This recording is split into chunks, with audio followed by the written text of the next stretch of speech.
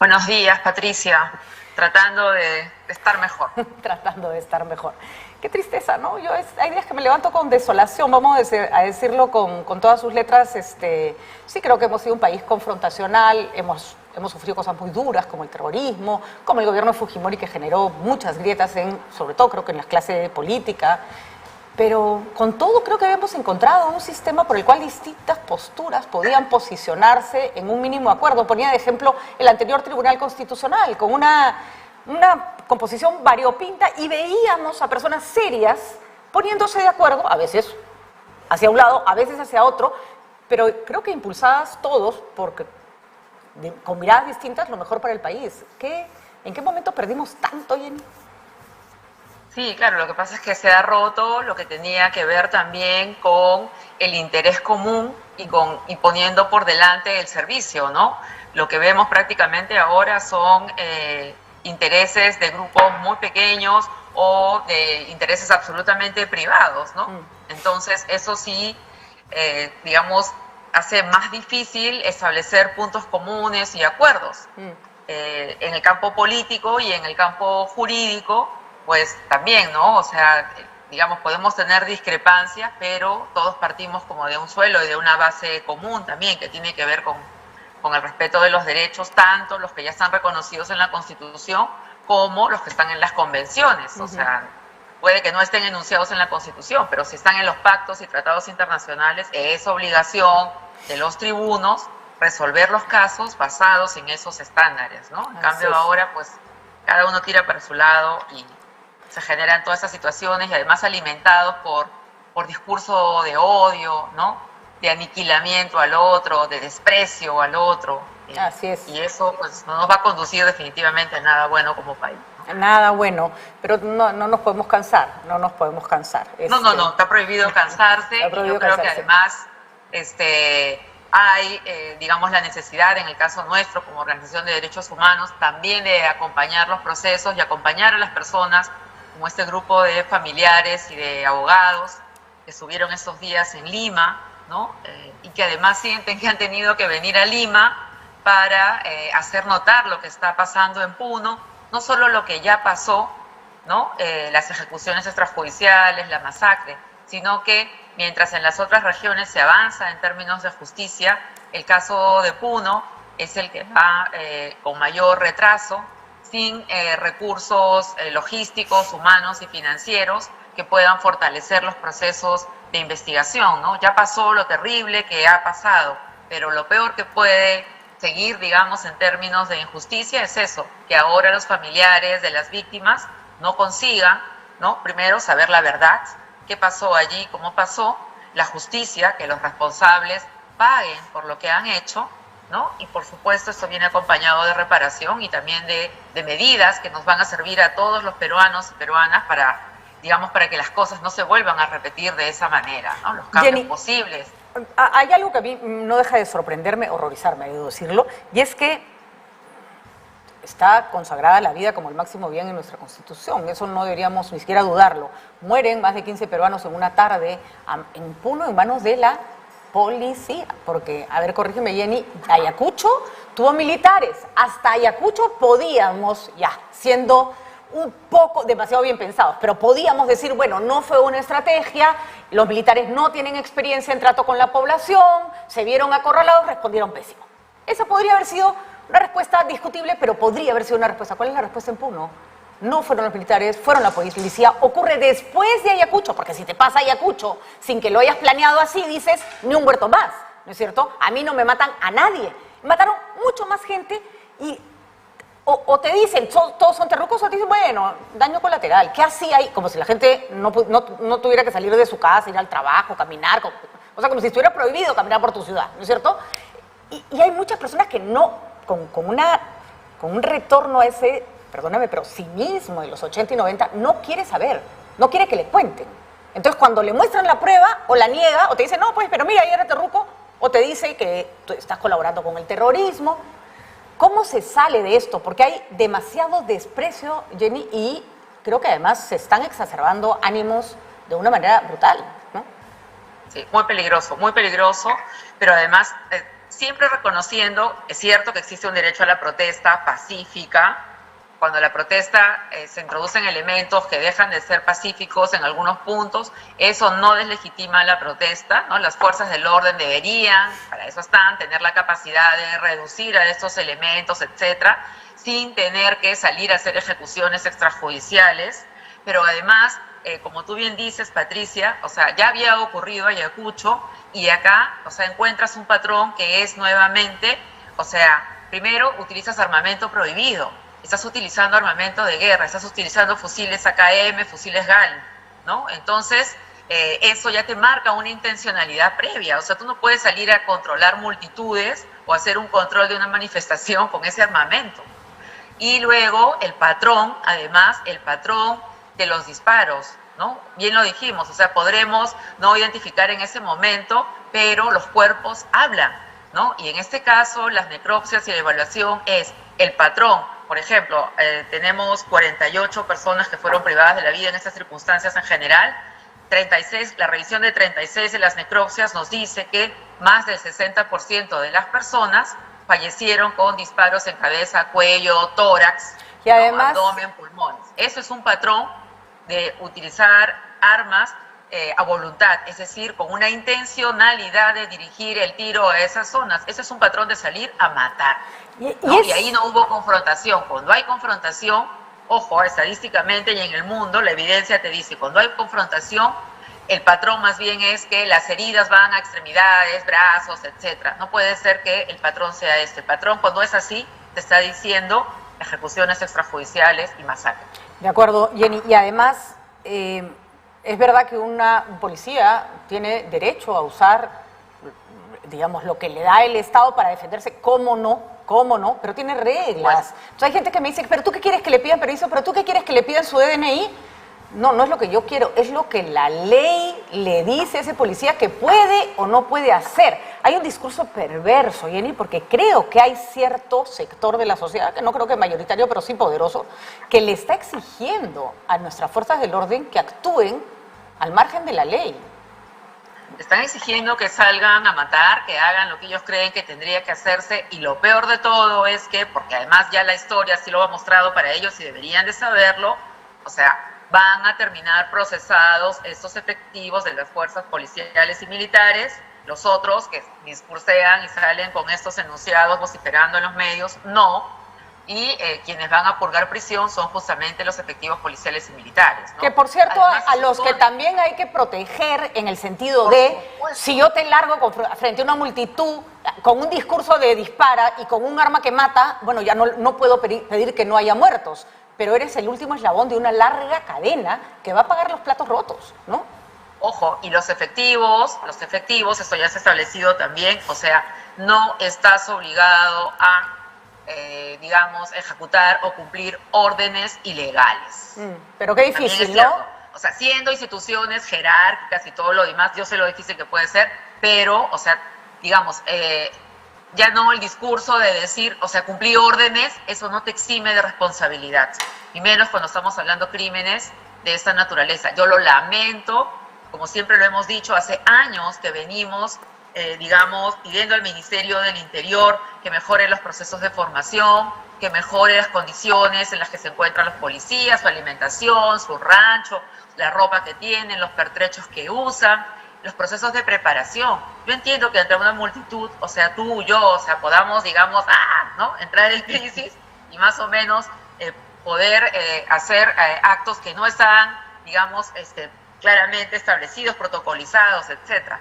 Pero los efectivos están formados para eso justamente, ¿no? Bueno, pero pero yo entiendo el punto y hay que ponerlo de manifiesto, pero recordemos al general Alberto Jordán en el Moquegüazo, no acatando las órdenes de dispararle a la población, que terminó defenestrado, humillado, tratado de traidor, de cobarde. Bien, es dentro de estas instituciones es difícil también, ¿no? O sea, porque el que da la orden sabe que no se va a ir preso, ¿no? Ahora, cuéntanos. Sí, pero también menciona una de las condiciones, Patricia, y acá no digo simplemente porque igual es un episodio doloroso de algún momento de mi vida, y yo tuve un novio, por ejemplo, que sobrevivió a la guerra del CENEPA, era un piloto de la Fuerza Aérea, y cuando regresó del CENEPA, donde habían obviamente perdido la vida varios efectivos de las fuerzas aéreas, etcétera, ¿no? Esto fue en el año 95, para los que no lo recuerdan o de repente no habían nacido. O sea, yo recuerdo las cosas que él me contó de las condiciones en las que fueron enviados, ¿no? Y también recuerdo cómo me dijo, claro, ellas eran capitanes, mayores, etcétera, pero hasta ahí nomás, porque ningún comandante, ninguno de los otros estaba ahí. Y recuerdo que me dijo, Jenny, me dijo, estos señores, o sea, por los altos mandos, ¿no? Me dijo, literalmente, puso comillas, por favor, se cagaron de miedo. ¿No? Y hay que decir, yo he hablado también con personas que pelearon, o que más yo digo, están los hijos de los que murieron en un fuego cruzado, enfrentados a los hijos que pelearon una guerra, mientras había otros que gritaban, o sea, finalmente son los mismos protagonistas los que se vuelven a enfrentar y los que se vuelven a morir. Mientras hay un montón de gente que cree que la policía es más o menos su guachimán y que si le doy armas y le doy equipamiento me tiene que defender a como dé lugar. El como dé lugar ha sido un problema. Cuéntanos, Jenny, ¿qué piden los familiares de Puno? Porque hay un tema que me pareció muy violento y es el Estado les ha dado un bono de bonificación. Y esto podría tener cierto sentido si hubiera venido acompañado de unas disculpas y hubiera venido acompañado de una investigación. De otra forma, una investigación es casi, ay, bueno, ya, toma y cállate, ¿no? A mí me pareció sumamente doloroso, porque es como a ver si con esto se calman, como si la vida de un hijo pudiera ser reemplazada por una cantidad de dinero. ¿Qué está pasando en Puno en este momento? ¿Cuán avanzadas están las investigaciones? ¿Qué reclaman los familiares?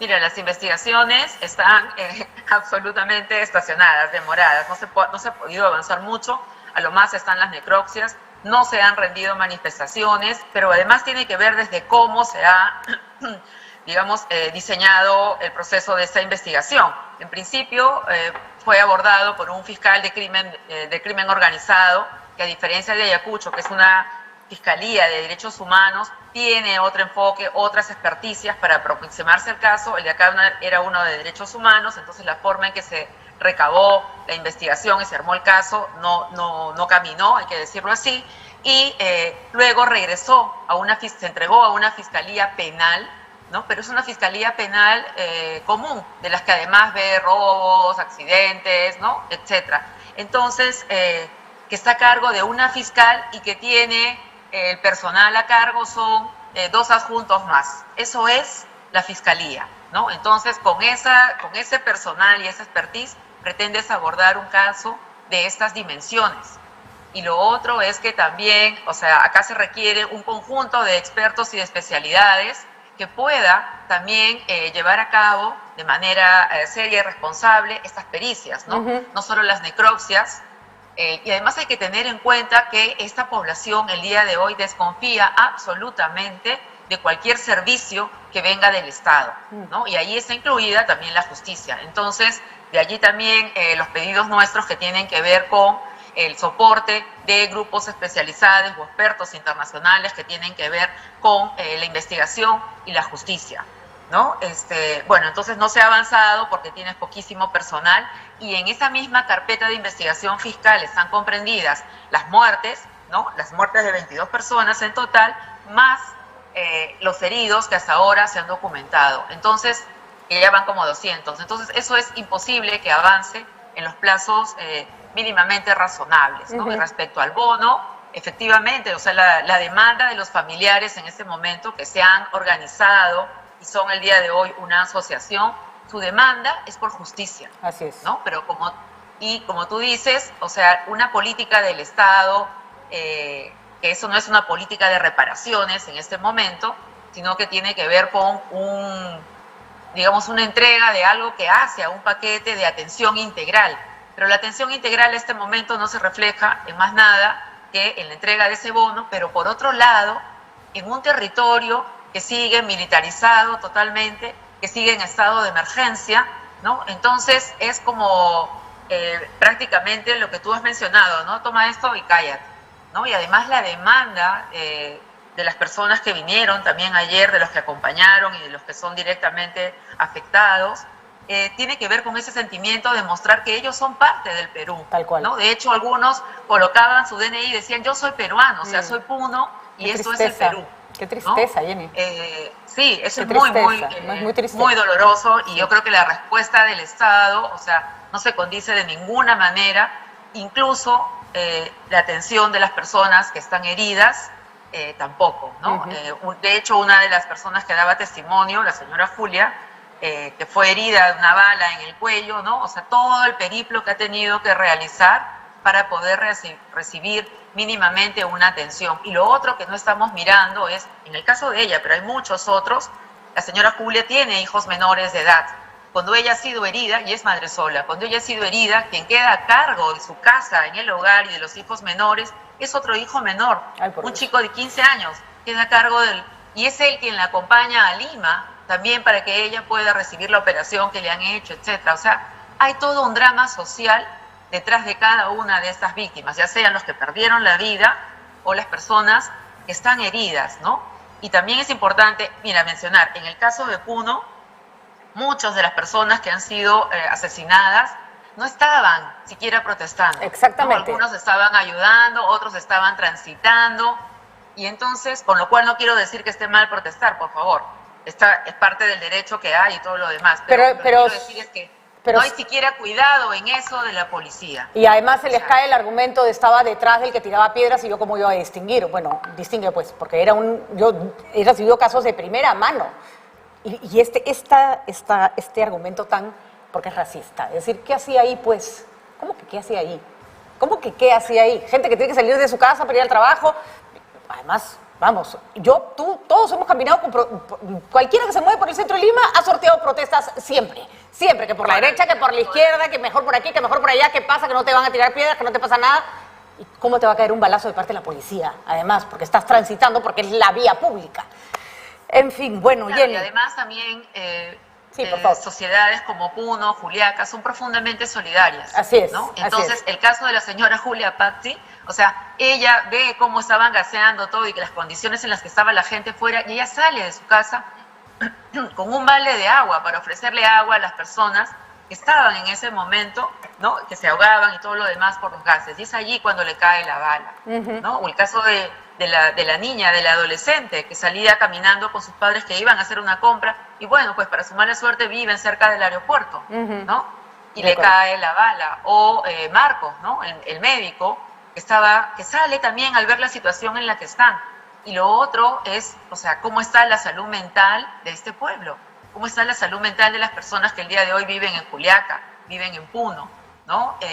Los familiares de las personas que fueron ejecutadas, no solo porque han perdido a su familiar, sino por lo que vieron. Así es. ¿no? Yo escuchaba al hermano de Marco ayer, justamente al señor Raúl, y decía, yo en las noches, o sea, sueño, y si me duermo lo sueño, y si no duermo, no puedo dormir, pienso, yo nunca voy a olvidar, o sea, lo que vi en la morgue de ese hospital, cómo entraba la gente, cómo la sangre chorreaba por los pasillos, o sea, porque eso fue una masacre, Patricia, ¿no? Así es. Y también amerita una atención, un trabajo especializado, el tema de la salud mental. Pero ojo, todo esto tiene que ver también con el tema de trabajar.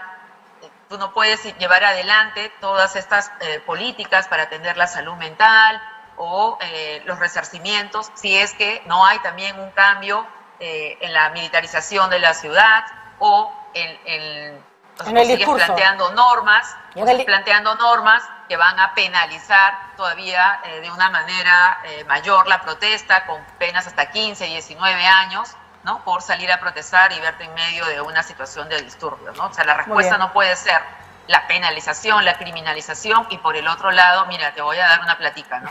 Eso es realmente terrible. Es realmente terrible porque además abona en este sentimiento de desprecio que es lo que más ha dolido, lo que más ha indignado a la población. Bueno, Jenny, a no cansarse, como bien dijiste al inicio de la entrevista, y para los que no quieren mirar, algún día lo van a tener que ver, porque estas cosas siempre regresan. No existe sociedad en que trates de barrer tus muertos debajo de la alfombra y que no te pase una factura enorme después. Así es, son heridas muy grandes, Patricia, y solamente tomar los mensajes, retomar lo que dijo el padre Lucho Zambrano. Este año no hubo fiesta de la Candelaria porque le dijo, mamita Candelaria, han matado a tus hijos. Ay, qué tristeza. Bueno, Mientras tengamos capacidad de conmovernos, todavía tenemos alma, todavía podemos seguir. Gracias, Jenny, de verdad. Gracias por el trabajo y gracias por la dedicación. Gracias a ti, Patricia. Que tengas un buen día.